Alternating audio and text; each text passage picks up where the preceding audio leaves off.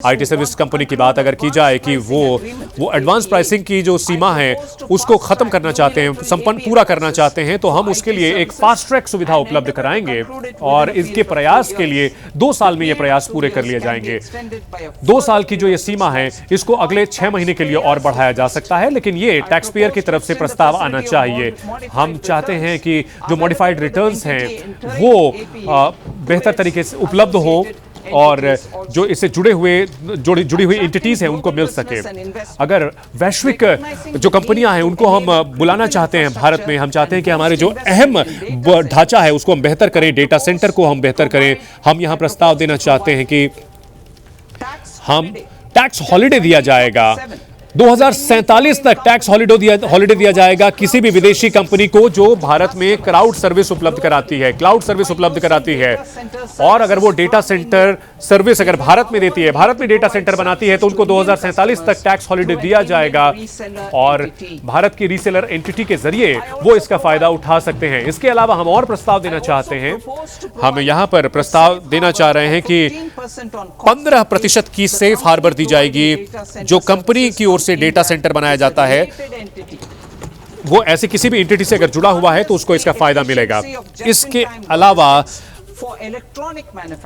यथा समय लॉजिस्टिक उपलब्ध हो सके, इसके लिए हम चाहते हैं कि जो सेफ हार्बर मिलेंगे नॉन रेसिडेंट्स को, गोदाम बनाए जा सकते हैं और इनवॉइस वैल्यू का 2% इसमें उनको छूट के तौर पर मिलेगा।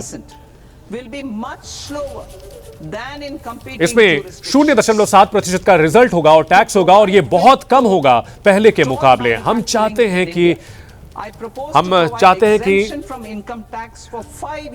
5 साल के लिए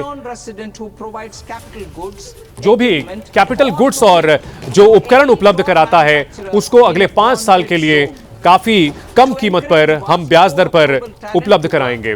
हम चाहते हैं कि जो भी उत्पादक होंगे वो लंबे समय तक यहां पर निर्माण करते रहें। हम चाहते हैं कि उनको ग्लोबल नॉन इंडिया सोर्स्ड, यानी कि जो भारत से बाहर उनके पास अगर संपत्ति है तो उसको 5 साल तक के लिए छूट दी जाएगी नोटिफाइड स्कीम के जरिए।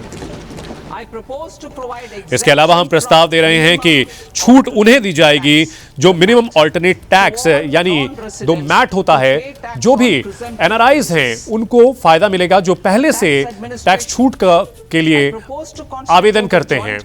हम चाहते हैं इसके लिए एक संयुक्त कमेटी बनाई जाए जो कॉर्पोरेट अफेयर्स और central board of direct taxes इसमें शामिल रहेंगे, ताकि इनकी जो भी जरूरतें हैं उनको शामिल किया जा सके और जो भी कमाई कर रहे हैं और जो डिस्क्लोज करना चाहते हैं वो प्रक्रिया सरलीकृत हो सके और जो भारत की जो टैक्सेशन व्यवस्था है उसके हिसाब से उनको पर्याप्त फायदा मिल सके। अलग से अकाउंटिंग रिक्वायरमेंट जो जरूरत होती है आईसीडीएस के जरिए 2027-28 में प्रधानमंत्री नरेंद्र मोदी का जो विजन है, जो उनकी योजना है, वो भारत में हम चाहते हैं कि अकाउंटिंग और एडवाइजरी फर्म्स जो है वो बने और विश्व का नेतृत्व करें। हम चाहते हैं कि जो अकाउंटेंट की जो प्रक्रिया है उसको हम तर्कसंगत बनाना चाहते हैं सेफ हार्बर रूल्स के जरिए।